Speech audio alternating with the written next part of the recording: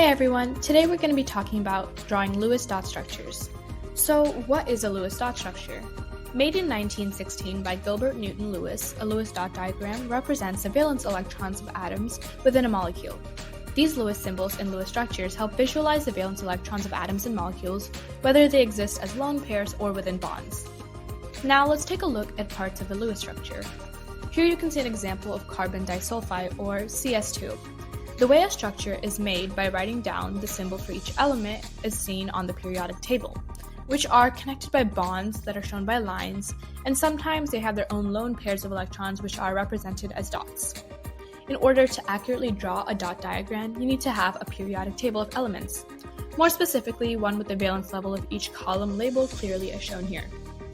The first part of drawing the dot diagram is to actually find the amount of bonds you will have.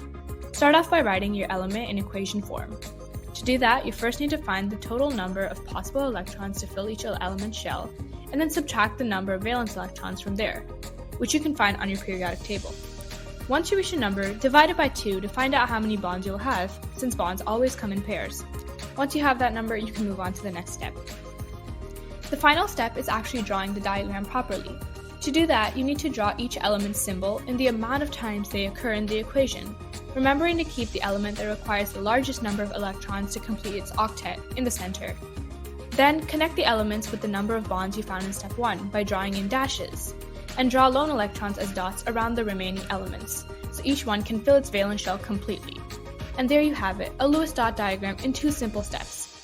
If you liked this video, please remember to like, subscribe, and leave a comment down below with any suggestions for future videos. And remember, you can't put a price on knowledge.